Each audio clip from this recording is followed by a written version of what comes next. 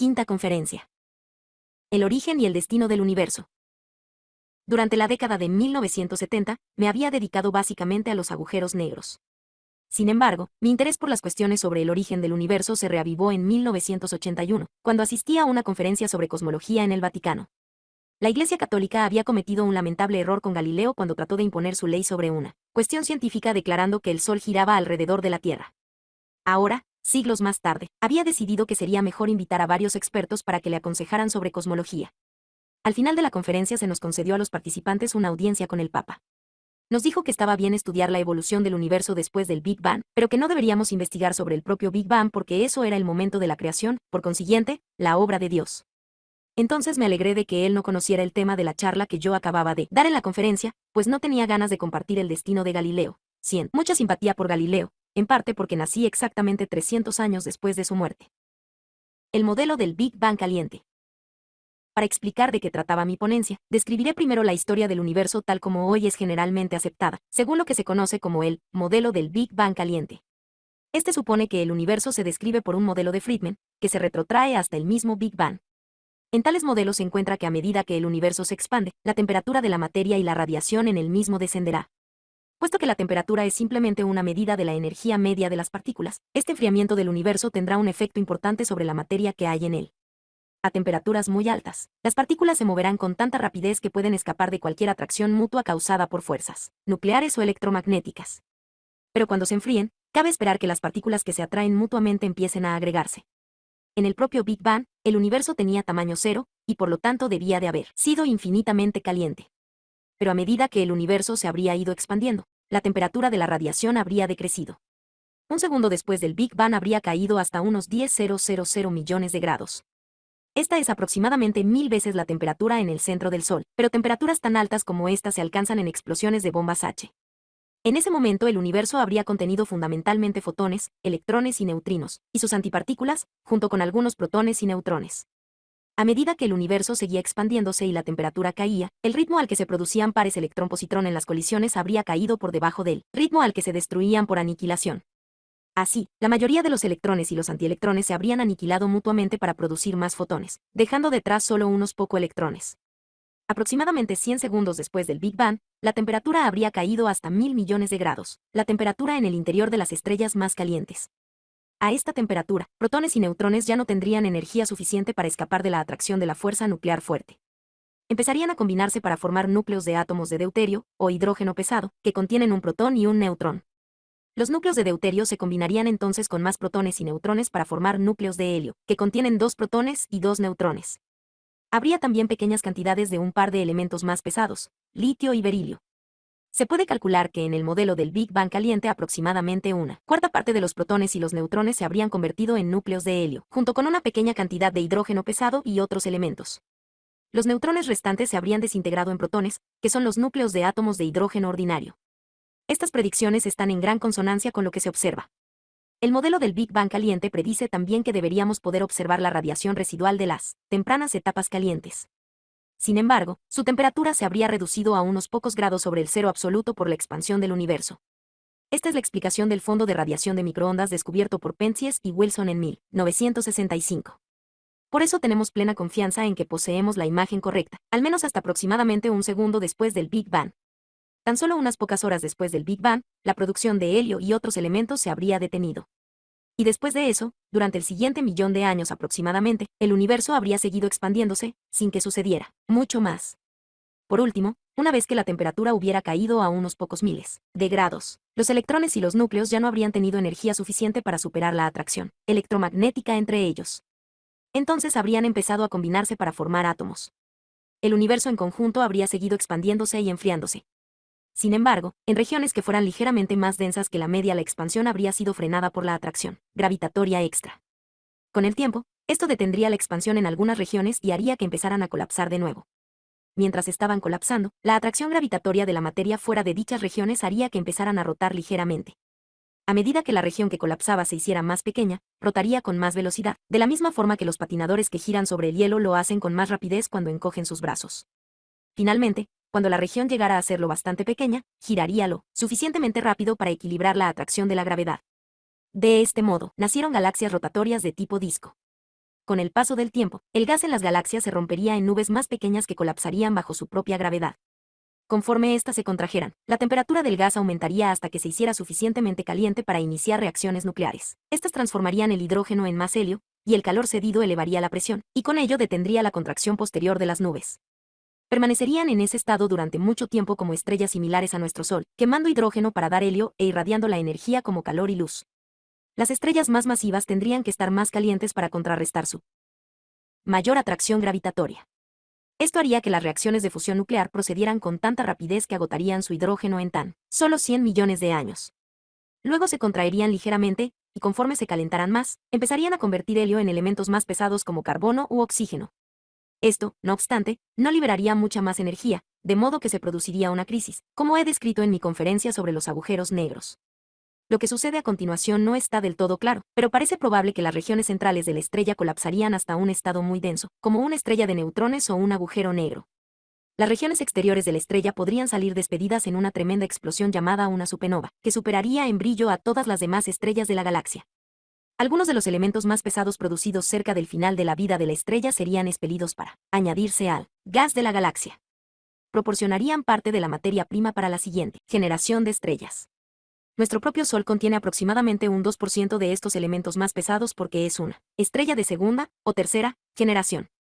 Se formó hace unos 5.000 millones de años a partir de una nube de gas en rotación que contenía los residuos de supernovas anteriores. La mayor parte del gas en dicha nube pasó a formar el Sol o se dispersó. Sin embargo, una pequeña cantidad de los elementos más pesados se agregó para constituir los cuerpos que ahora orbitan en torno al Sol en forma de planetas, como es el caso de la Tierra. Preguntas abiertas. La imagen de un universo que empezó muy caliente y se enfrió a medida que se expandía está de acuerdo con todas las pruebas observacionales que hoy tenemos. Sin embargo, deja varias preguntas importantes sin respuesta. En primer lugar, ¿por qué estaba tan caliente el universo primitivo?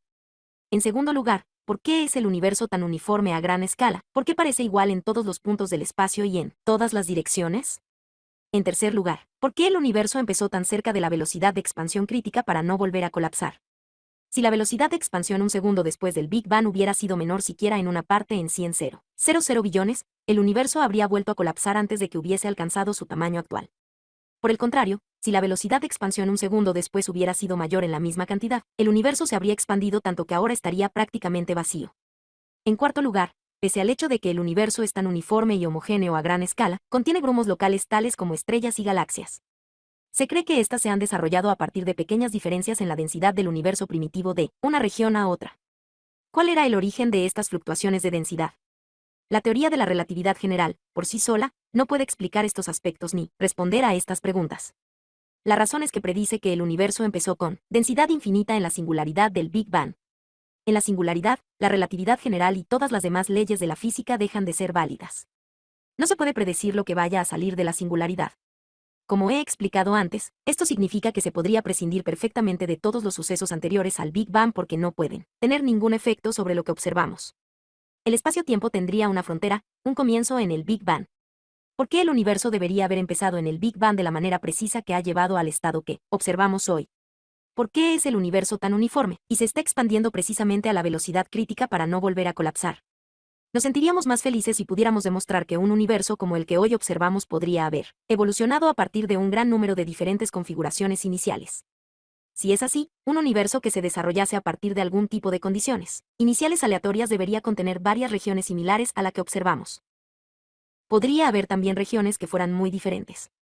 Sin embargo, es muy probable que estas regiones no fueran apropiadas para la formación de galaxias y estrellas.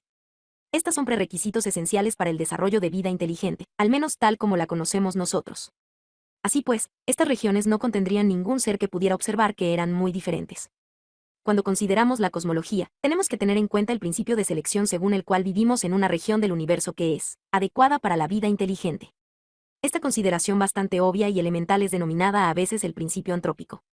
Supongamos, por el contrario, que para llegar a algo como lo que vemos hoy a nuestro alrededor, la etapa inicial del universo tuviera que escogerse de forma extraordinariamente cuidadosa. Entonces sería poco probable que el universo contuviera alguna región en la que apareciera la vida. En el modelo del Big Bang caliente que he descrito antes no había tiempo suficiente en el universo primitivo para que el calor fluyera de una región a otra. Esto significa que las diferentes regiones del universo tendrían que haber empezado con la misma temperatura, exactamente para poder explicar el hecho de que el fondo de microondas tenga la misma temperatura en cualquier dirección que miremos. Además, la velocidad de expansión inicial tendría que haberse escogido de forma muy precisa para que el universo no haya vuelto a colapsar hasta ahora.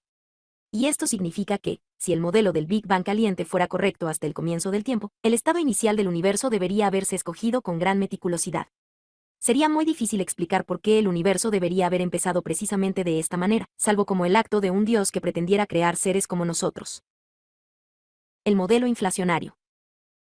Para evitar esta dificultad con las etapas muy tempranas del modelo del Big Bang caliente, Alan Guth, del Instituto de Tecnología de Massachusetts, propuso un nuevo modelo. En este, muchas configuraciones iniciales diferentes podrían haber evolucionado hasta algo parecido al universo actual. Sugirió que el universo primitivo podría haber tenido un periodo de expansión muy rápida o exponencial. Se dice que esta expansión es inflacionaria por analogía con la inflación en los precios que ocurre en mayor, menor medida en todos los países. El récord mundial de inflación se dio probablemente en Alemania después de la Primera Guerra Mundial, cuando el precio de una barra de pan pasó de costar menos de un marco a millones de marcos en pocos meses. Pero incluso esta no fue nada comparada con la inflación que pensamos que pudo haber ocurrido en el tamaño del universo, 1.000.000 de millones de millones de millones de millones de veces en solo una minúscula fracción de segundo. Por supuesto, eso fue antes del gobierno actual. Ya sugirió que el universo empezó en el Big Bang muy caliente. Cabría esperar que a temperaturas tan altas las fuerzas nucleares fuerte y débil y la fuerza electromagnética estarían unificadas en una única fuerza. Conforme el universo se expandiera se enfriaría, y las energías de las partículas disminuirían. Finalmente se produciría lo que se denomina una transición de fase, y se rompería la simetría entre las fuerzas. La fuerza fuerte se haría diferente de las fuerzas débil y electromagnética. Un ejemplo común de una transición de fase es la congelación del agua cuando se enfría. El agua líquida es simétrica, igual en cada punto y cada dirección.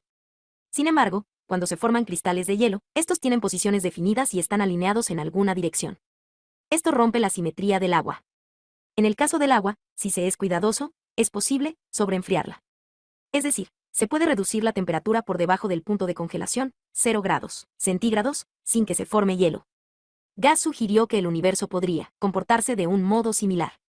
La temperatura podría caer por debajo del valor crítico sin que se rompiera la simetría entre las fuerzas. Si sucediera esto, el universo estaría en un estado inestable, con más energía que la que tendría si la simetría se hubiese roto. Puede demostrarse que esta energía especial extra tiene un efecto antigravitatorio. Actuaría precisamente como una constante cosmológica.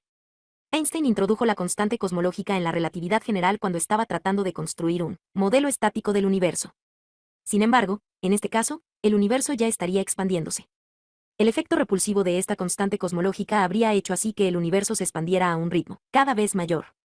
Incluso en regiones donde hubiera más partículas materiales que la media, la atracción gravitatoria de la materia habría sido superada por la repulsión de la constante cosmológica efectiva. Así pues, estas regiones se expandirían también de una forma inflacionaria acelerada. Conforme el universo se expandía, las partículas de materia se separaban. Quedaría un universo en expansión que apenas contendría partículas. Seguiría estando en el estado sobreenfriado, en el que la simetría entre las fuerzas no está rota. Cualquier irregularidad en el universo simplemente habría sido suavizada por la expansión, igual que las arrugas en un globo se suavizan cuando se hincha. Así pues, el estado suave y uniforme del universo actual podría haber evolucionado a partir de muchos estados iniciales, no uniformes diferentes. Luego, la velocidad de expansión también tendería hacia el valor crítico necesario para evitar la vuelta al colapso. Además, la idea de inflación también podría explicar por qué hay tanta materia en el universo. Hay algo del orden de 1080 partículas en la región del universo que podemos observar. ¿De dónde proceden? La respuesta es que, en teoría cuántica, las partículas pueden crearse a partir de la energía en forma de pares, partícula barra diagonal antipartícula. Pero esto plantea la pregunta, ¿de dónde procedía la energía? La respuesta es que la energía total del universo es exactamente cero. La materia del universo está hecha de energía positiva. Sin embargo, toda la materia se atrae por gravedad. Dos trozos de materia que están próximos tienen menor energía que los mismos dos trozos separados a gran distancia. La razón es que hay que gastar energía para separarlos. Hay que tirar de ellos en contra de la fuerza gravitatoria por la que se atraen. Así, en cierto sentido, el campo gravitatorio tiene energía negativa.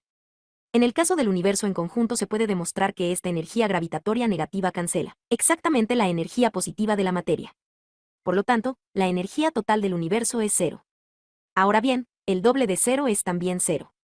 Por lo tanto, el universo puede duplicar la cantidad de energía de materia positiva y duplicar también la energía gravitatoria negativa sin que se viole la conservación de la energía.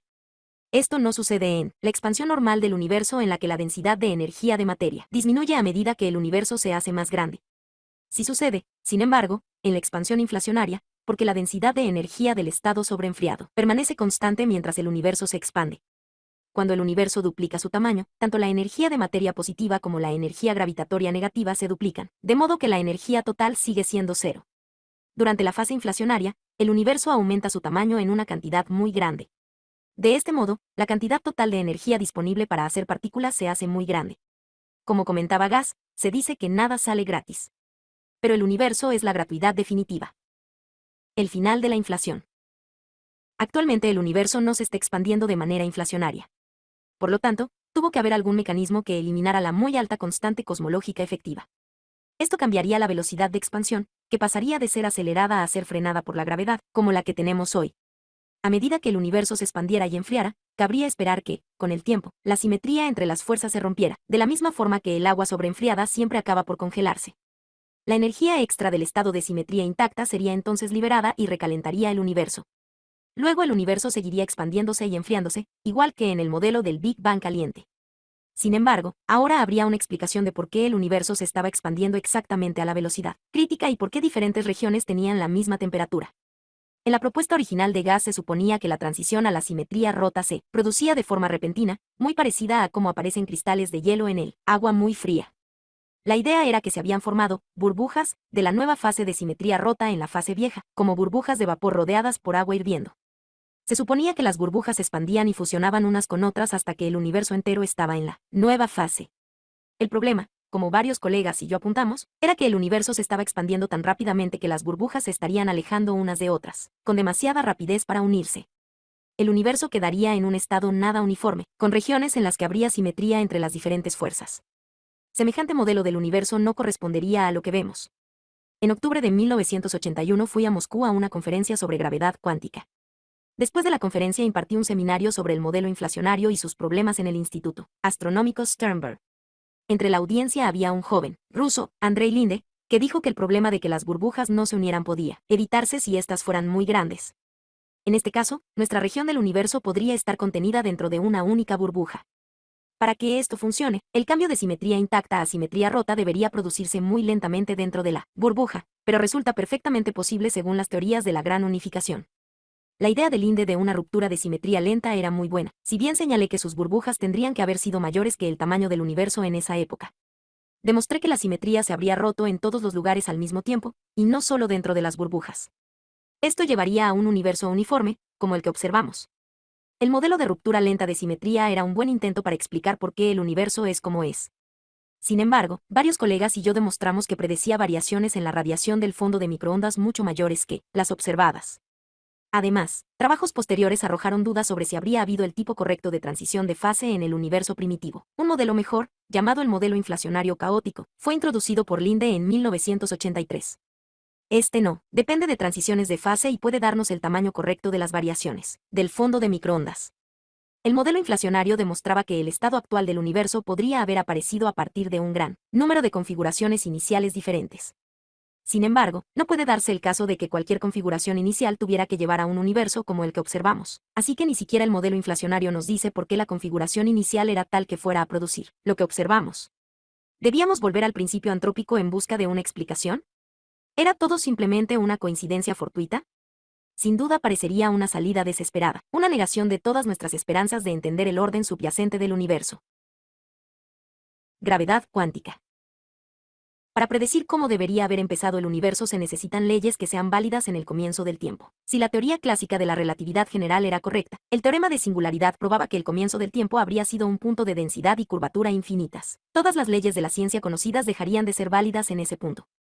Cabría suponer que había nuevas leyes que eran válidas en las singularidades, pero sería muy difícil formular siquiera leyes en puntos con un comportamiento tan anómalo, y nada procedente de las observaciones podría guiarnos hacia dichas leyes.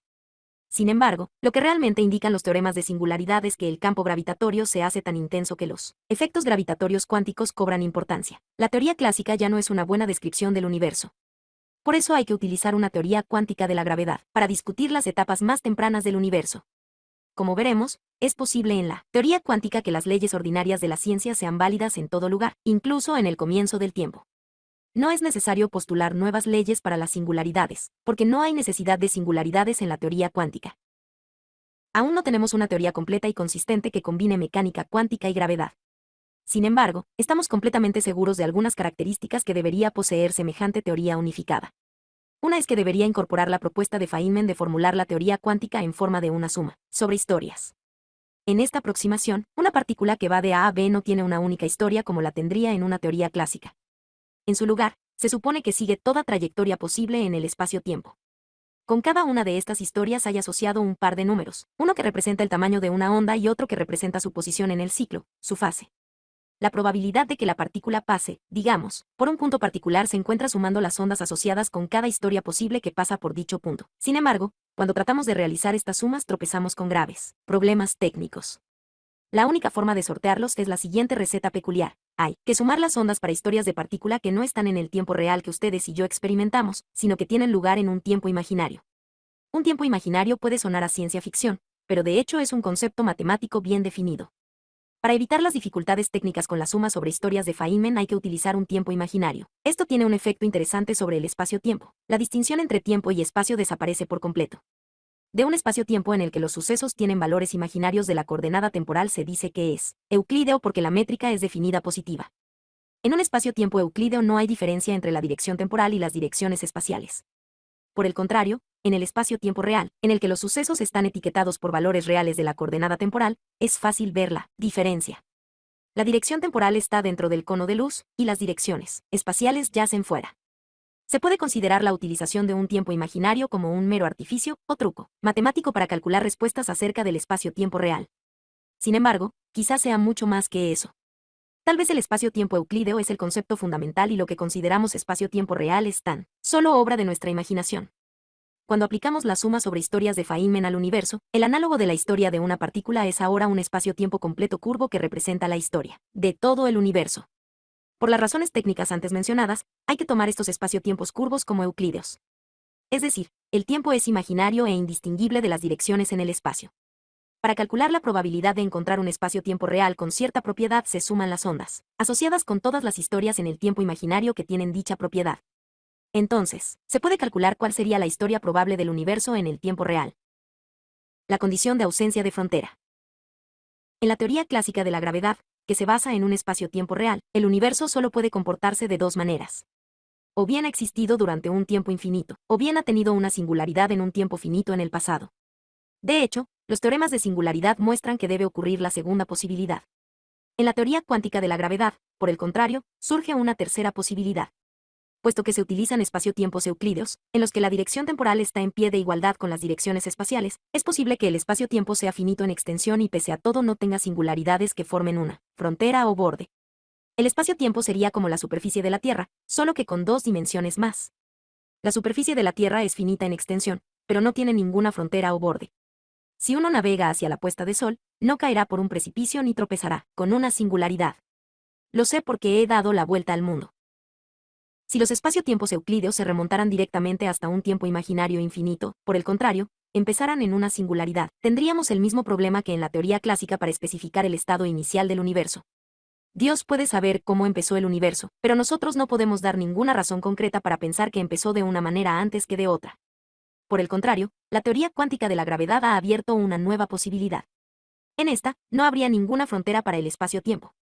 Por consiguiente, no habría ninguna necesidad de especificar el comportamiento en la frontera. No habría singularidades en las que las leyes de la ciencia dejaran de ser válidas ni bordes del espacio-tiempo en el que hubiera que apelar a Dios o alguna nueva ley para establecer las condiciones de frontera para el espacio-tiempo. Se podría decir, la condición de frontera del universo es que no tiene frontera. El universo sería completamente autocontenido y no estaría afectado por nada fuera del mismo. No sería ni creado ni destruido. Simplemente sería.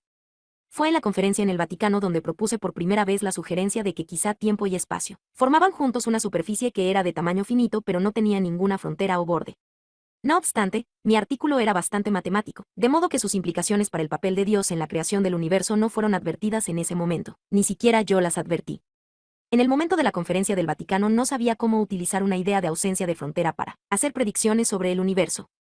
Sin embargo, pasé el verano siguiente en la Universidad de California en Santa Bárbara. Allí, mi amigo y colega Jim Hartle y yo calculamos qué condiciones debería satisfacer el universo si el espacio-tiempo no tuviera frontera. Tendría que puntualizar que esta idea de que el tiempo y el espacio deberían ser finitos sin frontera es tan solo una propuesta. No puede deducirse de otro principio. Como cualquier otra teoría científica, puede ser propuesta inicialmente por razones estéticas o metafísicas, pero la prueba real es que haga predicciones que estén de acuerdo con las observaciones. Sin embargo, esto es difícil de determinar en el caso de la gravedad cuántica por dos razones. Primero, aún no estamos seguros de qué teoría combina satisfactoriamente la relatividad general y la mecánica cuántica, aunque sabemos mucho sobre la forma que debería tener dicha teoría. Segundo, cualquier modelo que describa el universo entero en detalle sería demasiado complicado matemáticamente para que pudiéramos deducir predicciones exactas. Por consiguiente, hay que hacer aproximaciones, e incluso entonces el problema de extraer predicciones sigue siendo difícil. Con la propuesta de ausencia de frontera se considera que la probabilidad de que el universo estuviera siguiendo la mayor parte de las historias posibles es despreciable. Pero hay una familia particular de historias que son mucho más probables que las otras. Podemos imaginar estas historias como si estuvieran en la superficie de la Tierra y la distancia al Polo Norte representara el tiempo imaginario. El tamaño de un paralelo representaría el tamaño espacial del universo. El universo empieza en el Polo Norte en un único punto. A medida que nos movemos hacia el sur, el paralelo se hace más grande, lo que corresponde a que el universo se expande con tiempo imaginario. El universo alcanzaría un tamaño máximo en el ecuador y se contraería de nuevo hasta un único punto en el Polo Sur.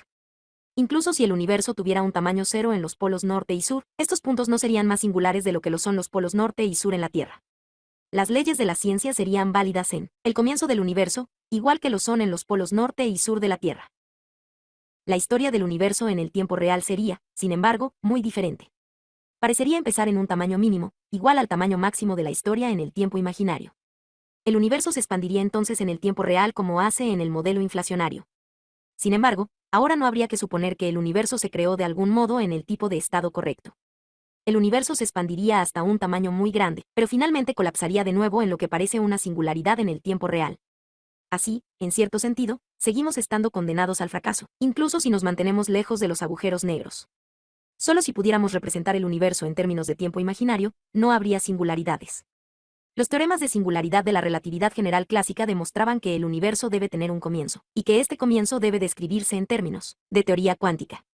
Esto a su vez lleva implícito que el universo podría ser finito en el tiempo imaginario, pero sin fronteras ni singularidades. Sin embargo, cuando se vuelve al tiempo real en el que vivimos seguirá pareciendo que hay singularidades. El pobre astronauta que cae en un agujero negro seguirá llegando a un final. Solo si pudiera vivir en un tiempo imaginario no encontraría singularidades. Esto podría sugerir que el denominado tiempo imaginario es realmente el tiempo fundamental, y que lo que llamamos tiempo real es algo que creamos solo en nuestra mente. En el tiempo real, el universo tiene un principio y un final en singularidades que forman una frontera para el espacio-tiempo y en las que las leyes de la ciencia dejan de ser válidas. Pero en el tiempo imaginario no hay singularidades ni fronteras. De modo que quizá lo que llamamos tiempo imaginario es realmente un tiempo más básico, y lo que llamamos tiempo real es solo una idea que inventamos para que nos ayude a describir cómo pensamos que es el universo. Pero, según la aproximación que he descrito en la primera conferencia, una teoría científica es tan solo un modelo matemático que hacemos para describir nuestras observaciones. Solo existe en nuestra mente. De modo que no tiene ningún significado preguntar, ¿cuál es real, el tiempo real o el imaginario? Se trata simplemente de cuál es una descripción más útil. La propuesta de ausencia de frontera parece predecir que, en el tiempo real, el universo debería comportarse como en los modelos inflacionarios. Un problema particularmente interesante es el tamaño de las pequeñas desviaciones de la densidad uniforme en el universo primitivo. Se piensa que éstas han llevado primero a la formación de las galaxias, luego de estrellas, y finalmente de seres como nosotros. El principio de incertidumbre implica que el universo primitivo no puede haber sido completamente uniforme. En su lugar, debió de haber algunas incertidumbres o fluctuaciones en las posiciones y velocidades de las partículas. Utilizando la condición de ausencia de frontera, se considera que el universo debió de empezar con la mínima no uniformidad posible permitida por el principio de incertidumbre. El universo habría sufrido entonces un periodo de expansión rápida, como en los modelos inflacionarios. Durante ese periodo, las no uniformidades iniciales se habrían amplificado hasta que pudieron haber sido suficientemente grandes para explicar el origen de las galaxias. Así, todas las estructuras complicadas que vemos en el universo podrían ser explicadas por la condición de ausencia de frontera para el universo y el principio de incertidumbre de la mecánica cuántica. La idea de que el espacio y el tiempo pueden formar una superficie cerrada sin frontera también tiene profundas implicaciones para el papel de Dios en los asuntos del universo. Con el éxito de las teorías científicas para describir sucesos, la mayoría de la gente ha llegado a creer que Dios permite que el universo evolucione de acuerdo con un conjunto de leyes. Él no parece intervenir en el universo para romperlas. Sin embargo, las leyes no nos dicen a qué debería parecerse el universo cuando empezó. Seguiría siendo voluntad de Dios dar cuerda al reloj y escoger cómo se puso en marcha. Mientras el universo tuviera un principio que fuera una singularidad, se podría suponer que fue creado por un agente exterior. Pero si el universo es en realidad completamente autocontenido, si no tiene frontera o borde, no sería ni creado, ni destruido. Simplemente sería. ¿Qué lugar habría, entonces, para un creador?